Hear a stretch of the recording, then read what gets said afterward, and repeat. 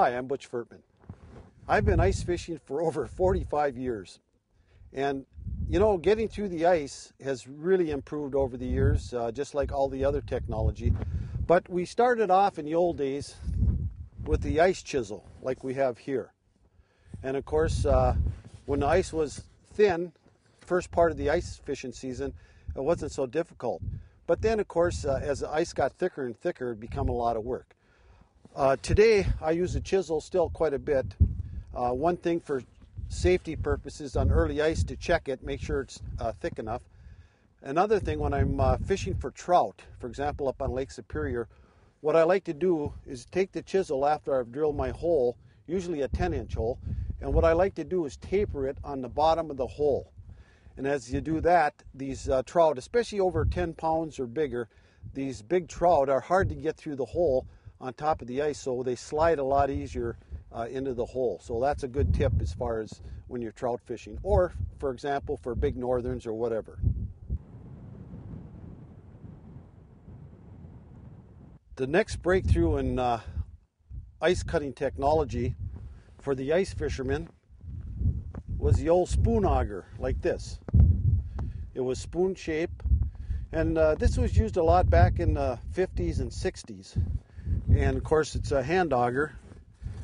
Just simply drill through the ice like this. And of course, good sharp blades, and it worked pretty good. I had several of these over the years, and they also came in different sizes, 6, 7, and 8-inch, and they worked real well. But then, as the technology improved even more, they came out with the Mora blade, which is the circular one like this. And this again made ice fishing a lot easier too. So things kept improving as the years went on.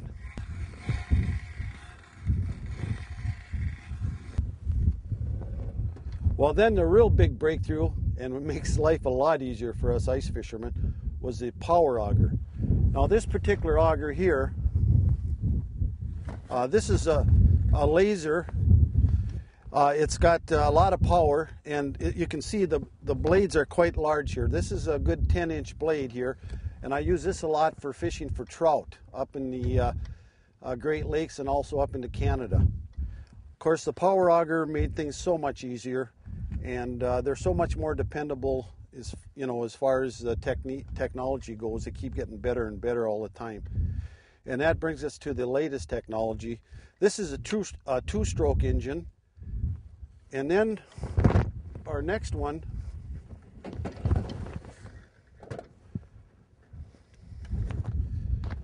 is the new lightweight 4-stroke engine like this. And of course, you don't have to mix oil or anything. You just put in regular gas in these.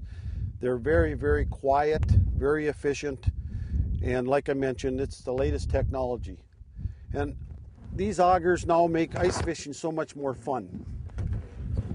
Another nice thing about having these Power Augers is you can cover a lot of area. And a lot of times that's very important. Say, for example, we're perch fishing out here today, and we're finding that by drilling several holes you can move around and catch the active fish. So drilling a lot of holes with the Power Auger makes life a lot easier. One thing I like to talk about right now is safety as far as these augers go, whether it's a regular manual auger or a Power Auger. You got to be careful. For example, when you're changing blades or working with your auger, what I like to do is always work from behind the blades because they're so sharp. You can really cut yourself. What I do is when I take off my guard, I like to start from the back and work it out that way. Now, a good tip, a lot of times when you get your blades start to get real dull and you can't cut through the ice very well, what I like to do when I change, to be real safe, I just get some tape like this and just take a piece of it, just cover your blades like this. So when you do change them, you won't cut yourself because they're so razor sharp. Even if you think they're dull, they'll still cut you bad. So by using a little piece of tape, you can remove the bolts on it and put a new blade on. It's a real good safety tip. If you don't have any tape with you and you're out on the ice, you have to change blades or back at the cabin or whatever, just get yourself a good pair of gloves. Usually you have a pair with, and of course these will help you too when you're changing the blades so you don't cut yourself.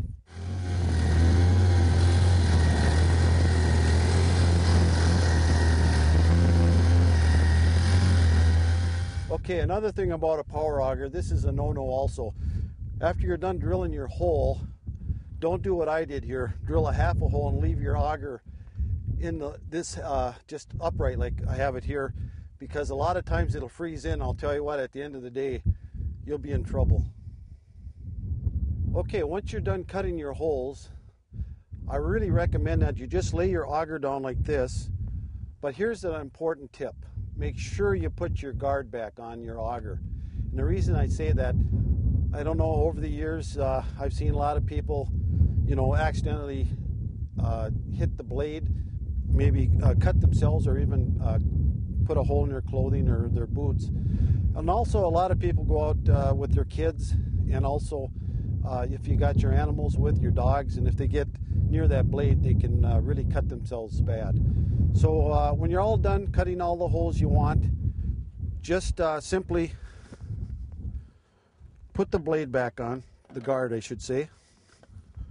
It just takes a second, and you'll be glad you did.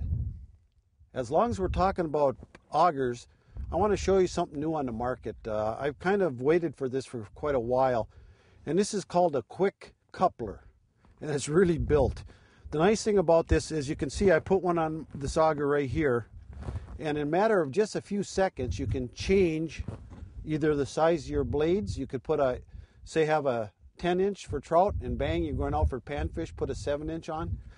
But another nice factor about using this quick coupler is that we do a lot of fishing up in Canada, so you can break your auger down in just seconds. You can take the power head, put that separate, save a lot of space. Another thing is a lot of times we might fly into different lakes with the airplane, and of course the long auger is so cumbersome that with the quick coupler you can break it apart and it'll fit a lot better in your airplane.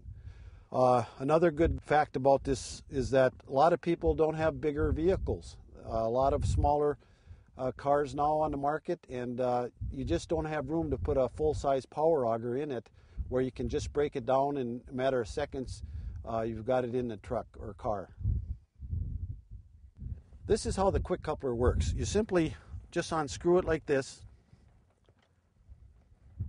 all the way and just give her a little wiggle. She pops right out.